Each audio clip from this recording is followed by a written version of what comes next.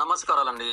ఓ ప్రస్తుత లోకానికి ఇప్పుడు అందవస్తున్న బిడ్డలారా, పాపం మీ తాతలు అంటే మా తండ్రులు క్రూర స్వార్థ అవకాశవాదులకు బానిసలై, నిజాలకు దూరమై బూటకాలు చేరువై, చదువుకు భంగమై, జ్ఞానానికి చెదిరిపోయి, శ్రమ దోపిడి అయి, నిరాశకే అలవాటై, క్రూరులకే బలి అయి జీవోత్సవాల్లాగా సావురాక బ్రతకలేక, సావైనా బ్రతికైనా ఒకటే అనే నిరాశతో బానిసత్వానికే బలి అయి క్రూరులకు తొత్తులుగా మారి ఆ విధంగా బ్రతుకుతో పోరాడుతూ మీ తండ్రులమైన మాతారాన్ని కూడా కని వంశవృక్ష కాంక్షతో జీతాలు చేస్తూ కూలి చేస్తూ కల్లో గంజే పోసి మమ్మల్ని పెంచుకున్నారు తప్ప విద్యా బుద్ధులకి సుఖ సౌఖ్యాలకి వారికి అవకాశం లేకుండా పోయింది.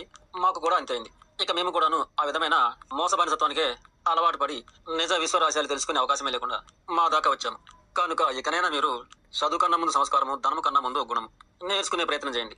ఈ తరతరాల బానిసత్వాన్ని పసిగట్టి తరిమి కొట్టుకై ముందుగా మూఢ నమ్మకాలు, అజ్ఞాన ఆచారాలు, అధోగతి జీవన విధానాలు, బానిస భక్తి, వర్గ పోరాటాలు, మత మాయల తతంగాలు ఇవన్నీ పసిగట్టి పక్కన పెట్టండి. నిజమైన విశ్వరాశాలు బోధించే గురువులు అనేవారు నాటి నుండి నేటి వరకు మౌనంగానే ఉన్నారు.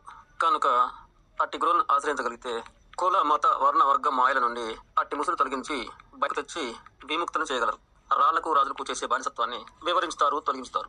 కనుక ఓ యువతరమా, సోమరితనాన్ని, దుర్వ్యసనాల్ని, కాలక్షేపాన్ని, అహంకారాల్ని దూరంగా తరమండి. సమానత్వంతో విశ్వరాశం వైపుకు చేరుకండి. కండబలం బుర్రబలం వ్యర్థం చేయకండి. జాతస్థాలను తరిమేయండి.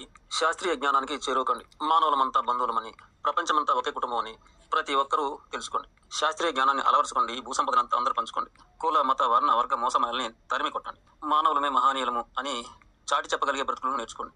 బిడ్డలుగాను శిశువుగాను మిమ్మల్ని ఆశ్రయిస్తూ తండ్రుల స్థాయిలోను గురువుల స్థాయిలోను మేము మీ భవిష్యత్తు కోరి మాకు తెలిసింది తెలియజేస్తున్నాం. లోక సమత్వాన్ని సుఖినో భవంతు.